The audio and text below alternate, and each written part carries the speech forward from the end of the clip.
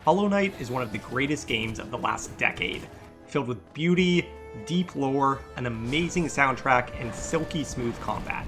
It also happens to have one of the hardest platinum trophies you can go for, with an endgame challenge that can take you upwards of 50 hours of practice. I played this game casually back in 2017, but I've been putting this platinum off because I've been so afraid of the final challenge. But just like with some other games on my list, the joy in going for this platinum is facing a challenge that at first seems impossible, but slowly developing the skills to rise to that challenge. So let's jump back to the start of the game and see how it all began.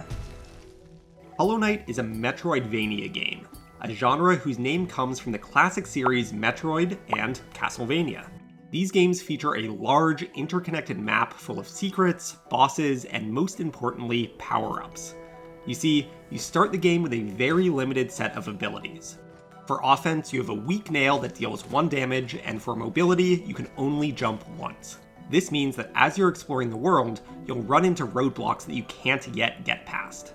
It might be a cliff that you can't jump over, a dark room that you can't navigate through, or an enemy blocking your path. So the main gameplay loop usually looks something like this. You'll find yourself in a new area with a couple of potential paths. Some of those paths will be blocked, but some will lead to a boss. After finding and defeating that boss, you'll pick up a power-up that will let you go down the path that was previously blocked. Rinse and repeat a handful of times, and you'll find yourself with the ability to explore the entirety of the map and eventually make it to the end of the game. I will note that some people just immediately bounce off this genre. The most common complaint is, "I don't know where to go," and that is definitely a valid concern. It takes a lot of mental overhead to keep track of all the areas that you need to return to, but all I can say is that that challenge is the point of the game. I'm gonna drop back down to the Queen's Station. Let's see if I missed something obvious there. The game is designed in a way to encourage this exploration, curiosity, and note-keeping, and Hollow Knight is truly the best in the business at doing this. Take, for example, the way that the map works in the game. When you enter a new area, you're mapless. You're going in completely blind. But as you explore, more often than not, you'll start to see some paper scattered on the ground and hear the delightful humming of our favorite map-selling NPC. I heard Map Guy somewhere over here, so before we... I think I'm supposed to go down here. Let's see if we can find Map Guy first. This gives you a direction to aim for, and you'll eventually find him and have the ability to buy his map. His map is a nice start, but it's extremely rudimentary. In order to fill out the map in more detail, you need to explore the world yourself, and eventually sit on a bench to give your character the time to sketch out the map. On top of all of this, your location doesn't even appear on the map by default. To unlock this, you need to use a charm, which is Hollow Knight's version of equipable items. More on these later in the video. I actually get a trophy for picking up the first one of these charms. With our map of the first area starting to come together, it became pretty clear where the first boss was going to be. I eventually found my way to this first fight, the False Knight. This guy feels intimidating at first, but as long as you're not greedy and impatient, he's actually not too bad. But bear with me for a second as I give this game one tiny nitpick. I actually think that this guy teaches you an incorrect lesson about how bosses work in this game. The False Knight has a unique mechanic. Attacking his armor doesn't do any damage to him, but when you stagger him, his weak spot is exposed and you can wail on him to do some actual damage. This might teach you that when you stagger, you need to attack, but for every other boss in the game, that's not the case. In fact, for a lot of other bosses, you want to use that stagger time to heal. I'll take my heal again. Good. This whole stagger weak point discussion is an insane nitpick, but the game is so perfect in so many ways that it's really one of my only chances to give the game some constructive criticism. Anyways, we beat this boss and pick up a trophy. Nice. Alright, first boss down. And we beat it without dying. Falsehood, nice. Defeat the False Knight. Beating the False Knight eventually leads us to an area where we gain a new ability, Vengeful Spirit. This is a magic attack that consumes your soul, the resource represented by this glowing orb by your health. Soul can be used for different magic abilities like Vengeful Spirit, but it's also used to heal during combat. It does take a second or two to heal, so it can be kind of tricky to pull off in the heat of the moment. After getting Vengeful Spirit, the game teaches us that we can use it to kill these armadillo guys, and surprise surprise, there was one of those guys blocking our path in the main section of the map. It's that main gameplay loop in action. beat a boss, unlock a new ability, and use that new ability to enter a new section of the map named Green Path. As I was exploring this new section, I made a horrible mistake. No joke, this error probably added an extra 10 hours to the platinum. As I was exploring, I stumbled upon this poor guy who's being attacked by a big mosquito. Being the generous guy that I am, I freed him. Little did I know that this adds a new boss much later in the game. Grey Prince Zote is an optional boss, and while he isn't too terrible on his own, he becomes a huge headache in the boss rush mode that is required for the final trophy. So if you're going for this platinum, as sad as it is, you should just leave Zote alone. Anyways, I continued through Green Path following the trail of Hornet, this mysterious new NPC. I think now is a good time to stop down and appreciate the beauty of Hollow Knight. Like any good Metroidvania, unlocking a new biome like Green Path comes with new music, new enemies, and a new color palette. There's also probably a lot of lore to be found in the details of these zones and how they connect to each other. It reminds me a lot of Elden Ring, or any Souls-like game. As you explore the world, there's so much to discover hiding under the surface. I can't overstate how wonderful it is to play this game for the first time. Eventually, I make it to the first boss fight with Hornet. Hornet is a very fun boss because she's so different than False Knight. She's fast, has a variety of attacks, and can hit you from a distance. Ugh. Alright, she might take me down. This is actually where I take my first death in the game. Try to... shoot.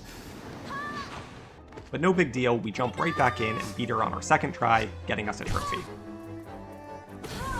Nice. Test of Resolve. We'll be seeing her later in the game, and maybe Silksong later, maybe? Who knows?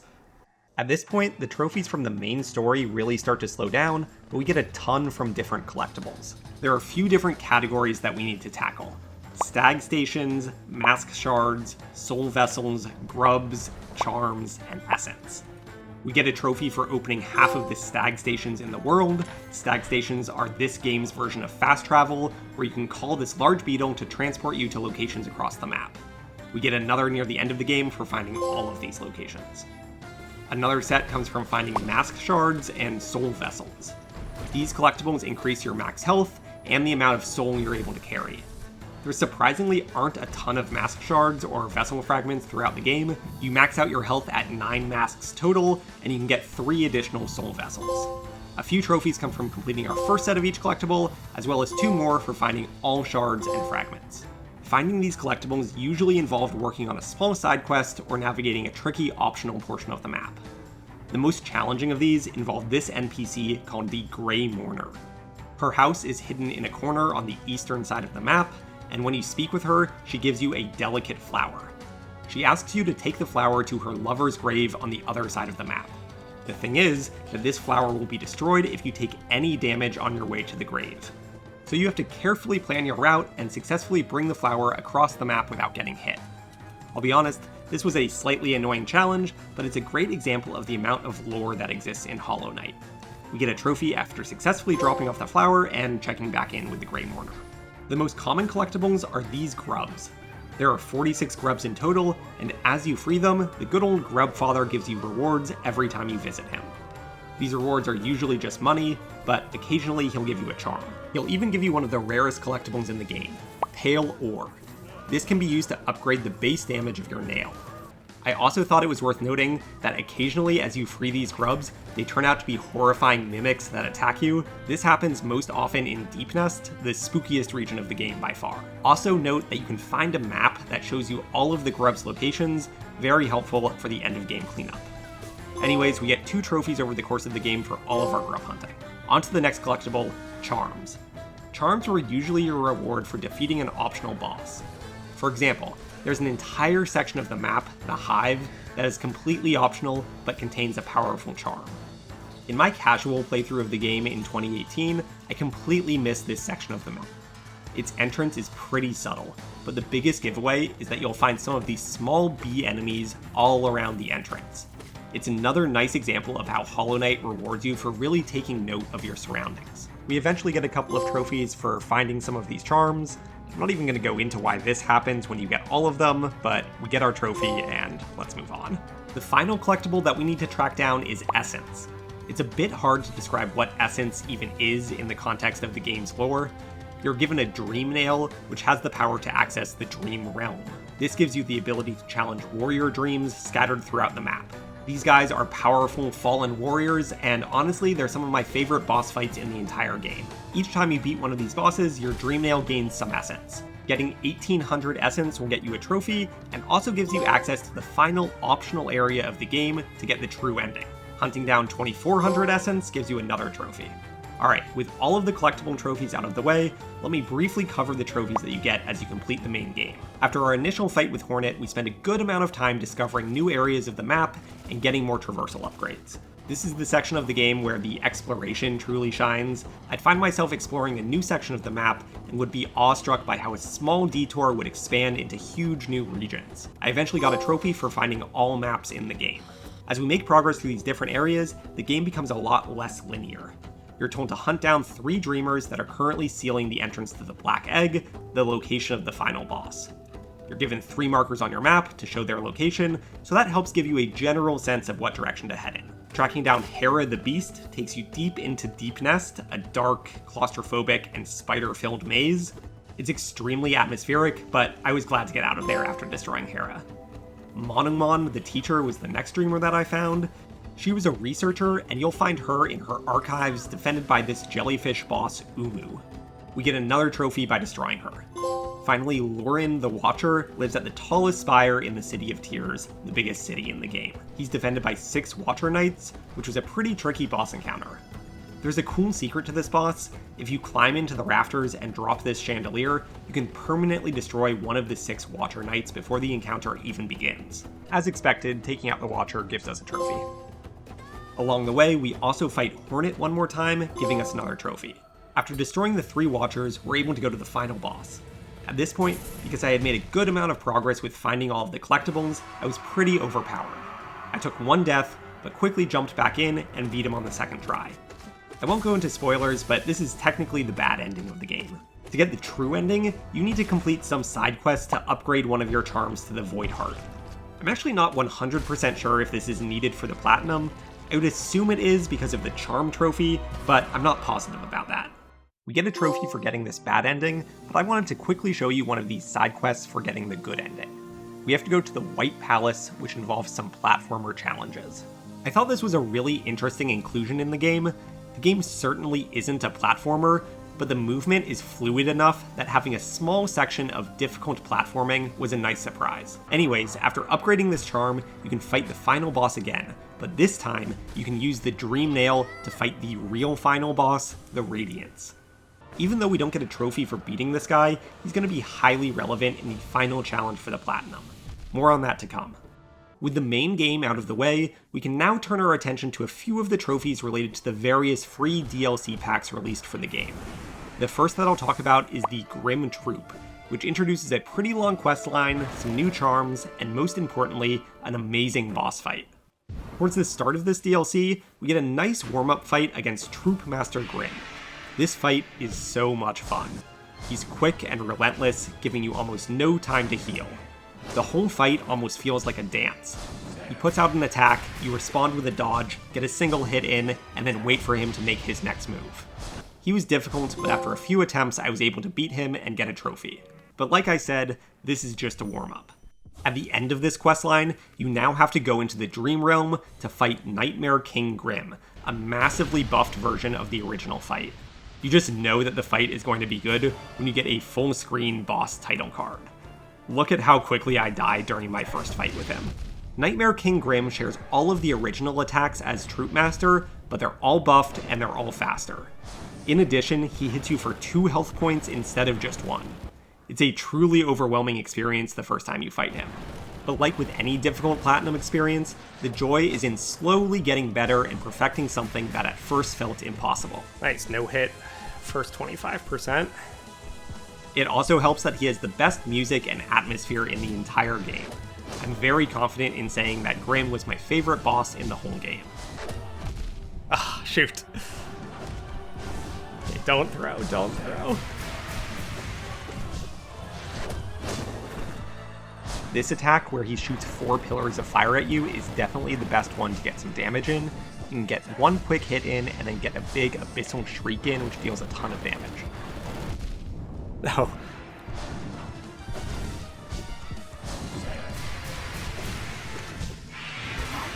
Got him. Wow, that was a crazy fight. I don't know how I did so well that time. I was super happy to get this trophy, but the winning run felt very lucky. I'm gonna have to return to him again in the future, so even though I took him down once, I still have a lot of work to do.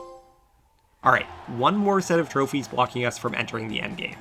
For this set of trophies, we need to take down the 3 challenges at the Colosseum. These challenges are essentially waves and waves of enemies. I actually did the first 2 challenges much earlier in the game when I wasn't yet fully powered. The first 2 weren't too difficult, and I got a trophy for beating each of them. But back then, I wasn't quite good enough yet to beat the 3rd and final Colosseum challenge. I'm happy to say that coming back to it after beating Nightmare King Grim, I found it much easier. The trickiest section of this challenge was probably the part where they remove all of the floor, and you have to fight off enemies while wall jumping. It also prevents you from healing for a little bit, because you can't stand on any ground to actually heal. Once I got through that section, the rest was pretty much smooth sailing. I was actually pretty proud that I was able to beat this challenge on my first attempt after returning to it with full power. Nice. Alright, I think we got him. Yes. Ooh, alright, not too bad at all. Fool, there we go, complete the Trial of Fools. Alright, so at this point we're probably 30 hours into the game and we only have a handful of trophies left. Unfortunately, these trophies are going to require upwards of 50 hours of practice. These are the Pantheons, and this is the endgame. The Pantheons are a series of boss rush challenges. There's 5 of them in total, and they start pretty tame. Well, to be honest, the first one gave me more trouble than I expected. This first Pantheon contains 9 bosses from earlier in the game. Since we're much stronger than at the start of the game, this is actually pretty easy and takes only 10 minutes or so to get through them all. I'll also note that the Pantheons aren't exactly back-to-back boss fights. You're occasionally given a resting spot that allows you to refill your health, your soul, and gives you a bench to change your charm setup. But at the end of each Pantheon, they give you a boss that you've never seen before. And for this first one, they throw the Nailmaster brothers at you. Now, these guys aren't too tricky, but they still managed to beat me a handful of times. It honestly was a bit embarrassing. This was in the same stream where I beat Nightmare King Grim and the 3rd Colosseum challenge, so I was feeling really confident and thought that I would get through this on my first try. I lost to them several times, and it was a bit of a rude awakening. Damn. But I got through it, and luckily the second Pantheon went much better. I managed to beat it on my first try. The new boss in this one is the Paintmaster, and even though he has many more attacks than the 2 brothers, I found him way easier.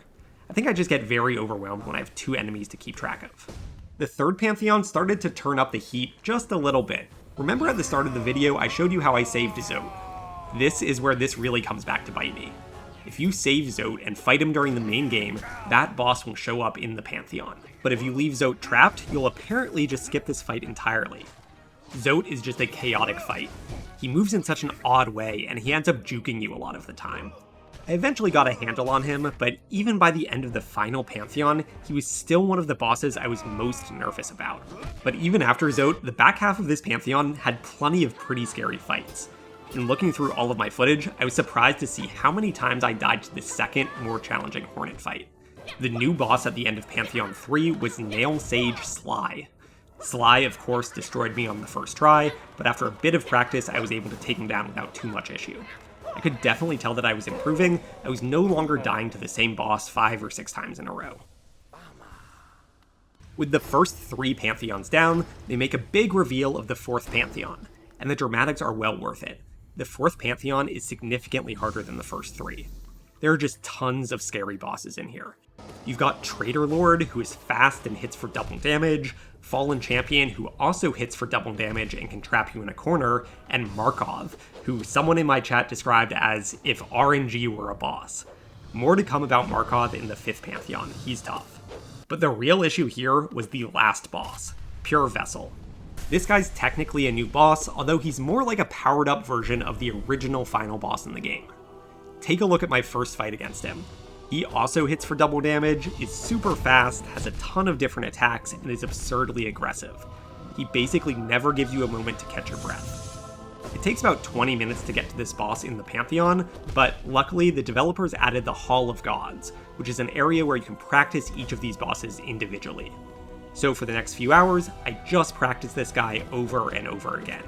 My secret to beating this fight is that the floor is lava. Seriously, after each one of his attacks you can get a single hit in, but as soon as you do so, your best bet is to jump away from him. For pretty much every single attack that he can throw at you, you'll be happy that you're in the air. The one attack that consistently hit me is this triple slash attack. I think basically this attack required the fastest reaction time. If I waited at all to jump away from him, I feel like it was a guaranteed hit. You can tell you're making progress in this fight when he starts to do some new attacks. This focus attack indicates that you're about a third of the way through the fight. It's a nice opportunity to shoot some magic at him to get some damage. But you want to conserve your soul a little bit because of an attack that he starts to do in the final third of the fight. I found that the easiest way to dodge these black tentacles was to use downward dash, which gives you some invincibility frames. It also does a good amount of damage, which is a nice side effect. After a ton of practice, I went back to fight him for real in the Pantheon. I feel pretty good as I take out a couple of these harder bosses, and I feel ready for the fight with Pure Vessel.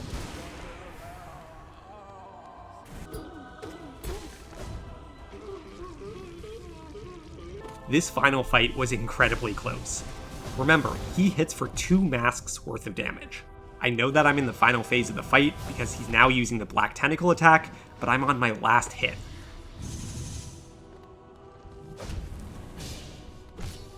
I managed to stagger him and go for 2 full heals. This was insanely reckless. You really don't have time to get 2 heals off, but I got lucky with the attack that he chose to do next. I truly have no idea how I wasn't hit here. I guess the tentacles just don't have a hitbox super close to his body, but who knows. Here I want a downward dash, but I don't have enough soul, so I just panic wall jump.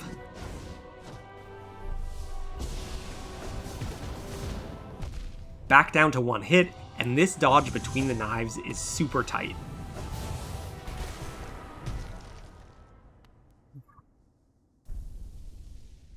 It was an insanely close fight, but I was very excited to pull it off and walk away with my trophy. So now we only have 1 more Pantheon to beat, but this one is by far the hardest. In Pantheon 5, you have to fight every boss in the game. That's 42 of them, including the Zote fight that I could have avoided. All of our old friends are here. We've got Nightmare King Grimm, Pure Vessel, and all of the Nail Masters. Some of the easier bosses also have become harder. For example, the second phase of the Mantis Lord's battle now throw all 3 of them at you instead of just 2. And Markov. Oh boy, Markov. He wasn't a huge problem in Pantheon 4, but now his arena has changed and there's no floor. This guy will just eat your health without you even realizing it. He moves in random directions, rotates his shield in a random way, spawns his daggers in random locations, and performs his alternate move at random times. Essentially, there's no way to predict what he's going to do. On top of all of this, he becomes almost impossible to hit with your nail during his second phase when he spawns a second shield. So you really need to conserve all of your soul to unleash as many magic attacks as possible to finish him off. On top of all of this, the new boss at the end of this Pantheon is by far the hardest boss in the entire game. Let me jump straight to this, but know that I'm skipping hours and hours of work just to even see this guy for the first time. I did tons of more practice against Nightmare King Grimm and Pure Vessel, just so I was a little bit more consistent. Anyways, this is Absolute Radiance, a powered up version of the true ending final boss. Here's my first attempt at him in the Hall of Gods. This should give you a sense of how overwhelming he is. He's another boss that hits you for double damage and gives you very little time to heal. This is his first phase where he shows you all of his attacks while fighting on this platform. I think my favorite is probably his triple beam of light. It's fairly easy to dodge, and you can even heal or pull off a magic attack near the end of it. I die here, but let's jump to his second phase. This is a short little phase, but actually the easiest one in the entire fight. He stands in the middle of the platform and rains swords down on you until you deal enough damage. Even though it's pretty easy to hit him with an Abyssal Shriek here, I actually use this as an opportunity to farm some soul. You also get a nice window to heal once you hit him out of this phase. In phase 3, you're dealing with all of the same attacks, but now you're in an arena without any floor. It's pretty easy to get overwhelmed during this section and take back-to-back hits very quickly. I also found myself being way too aggressive and just getting right in his face spamming attacks, even though I was almost guaranteed to get hit myself. I think my advice for this section is to just play it slow. It's hard to do because every second of this fight feels dangerous, so you want to get it over as quickly as possible, but if you can force yourself to play defensively and slowly chip away at his health, I think that worked much better for me in the long run. It's also surprisingly easy to get a few heals off if you back away from him for a bit. Phase 4 is an interesting one. It's the climb. Radiance flies to the top of the map and starts raining light beams down at you, and you need to climb up to him to finish the fight. I didn't tend to struggle too much on this. It's mostly about rhythm. If you jump right as a beam is firing, you usually have a good window to land on the next platform and get ready for the next jump. You need to move a bit quickly because black goo will start chasing you, but overall this wasn't too terrible. The final part of the fight isn't insanely difficult either, but by this point, it's mostly a fight with your nerves. Radiance's only attack is to fire these balls of light at you, and if the balls go out the top of the screen, they despawn. So I tried to bait the balls into flying up whenever they spawn. A lot of people suggest pogoing off of Radiance, but I was never too consistent at that, so I tended to just take my time, dodge the balls, and get hits in when I could.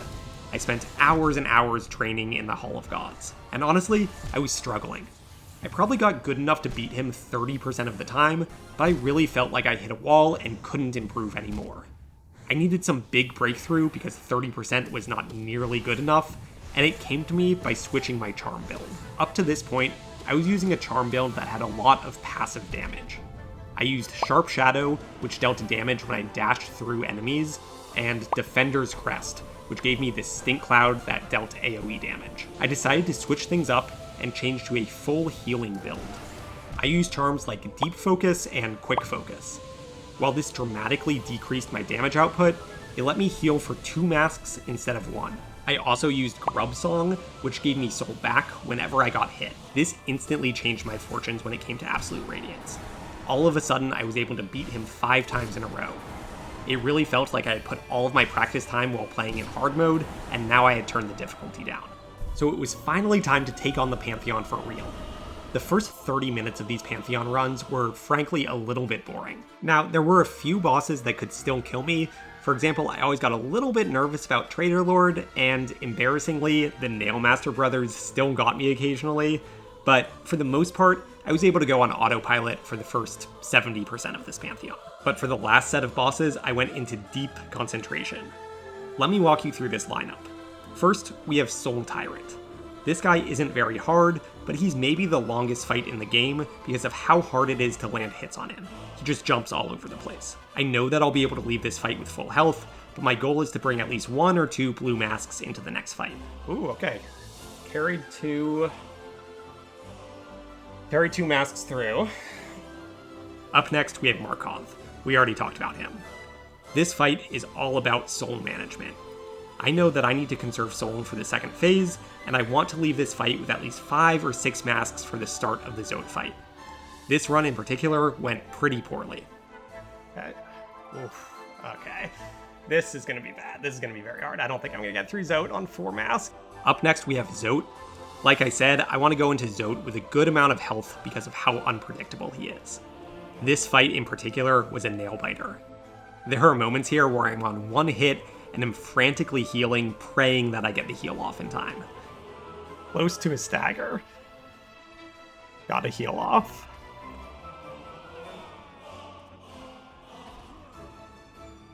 Staggering Zode was particularly important because it gave me a chance to heal twice, which gave me 4 health back. 2 heal. Good. Once I'm out of the danger zone, the rest of the fight goes pretty smoothly. Wow, okay. Up next is Fallen Champion. This guy is kind of all or nothing. I either get in a good rhythm and do it flawlessly, or he completely destroys me. Oh man, I'm panicking. It did not go particularly well in this run, so that's 45 minutes down the drain.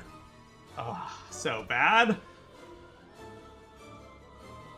Oh man, that was really bad. I was like 1 hit away from, we're gonna jump right back in. I was like 1 hit away from staggering him, and I could have basically healed to full. I really choked on that. But I pick myself back up, jump into another run, and pretty soon I'm back at this last stretch of bosses. This time, the Fallen Champion fight goes way better. After Fallen Champion, I really consider it to be the finale of the Pantheon. This is where my nerves really take a step up. There are 3 bosses left: Nightmare King Grim, Pure Vessel, and Absolute Radiance. This particular Nightmare King Grim fight went about as well as it could possibly go. I got into the flow of the fight, and only took a few hits. Okay. Hello, Zach. It is going very well. We are to the final 2 bosses. I think we have a very good chance here. Oh, I'm so nervous, though. We get a rest room, and then we have Pure Vessel and Absolute Radiance, and I'm feeling confident. The Pure Vessel fight goes decently well. There are a lot of close calls, but that's kind of par for the course with Pure Vessel. Oh. I take a couple of hits right at the end of the fight, and I can feel the panic rising in me. But I make it through. 1 fight left. Alright, last boss. Things start off pretty well in this fight, with a couple of starting jitters. Okay. We're gonna try to heal as much as possible. But it's crazy how quickly things can fall apart. Oh, I'm so nervous.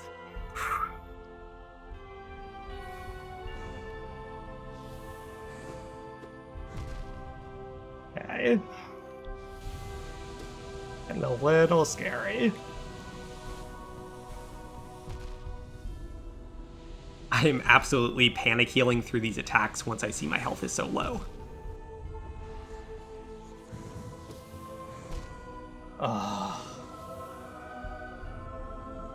Oh no. Oh, brutal. That was a bad fight. Alright, we're gonna try once more.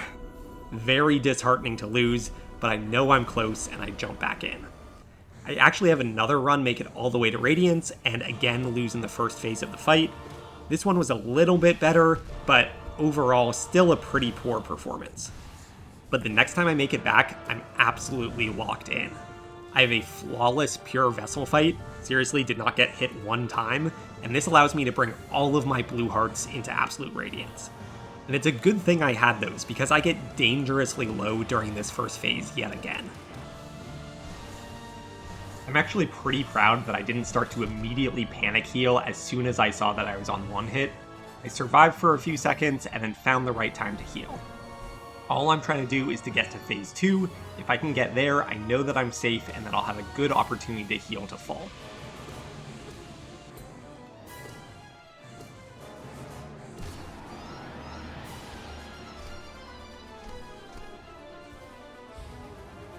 I go into phase 3 in just about the best possible position, and I get some lucky attacks that allow me to deal a good amount of damage.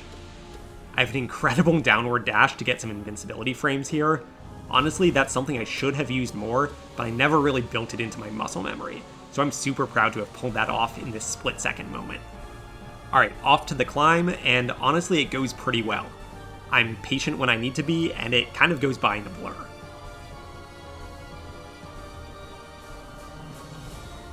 As soon as I get to the top, I know I'm seconds away from beating the Pantheon, he's 10 hits away, and I'm at full health. I take 1 second to pause and catch my breath, and then I jump in.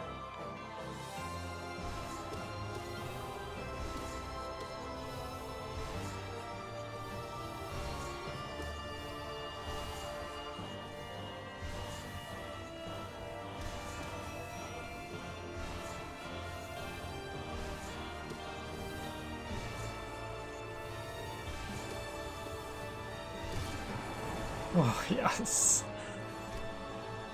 This was such a hard challenge. Hours and hours and hours of work went into it, and so I felt so good finally completing it. We finally get this trophy for completing the 5th and final Pantheon. Hilariously, we actually don't get the platinum here. There are a couple more trophies of cleanup that I still needed to do. One is a bizarre alternate ending involving this mushroom man. And I also needed to complete the Hunter's Journal, which meant tracking down every enemy in the game. But this was just a nice victory lap after beating the Pantheon.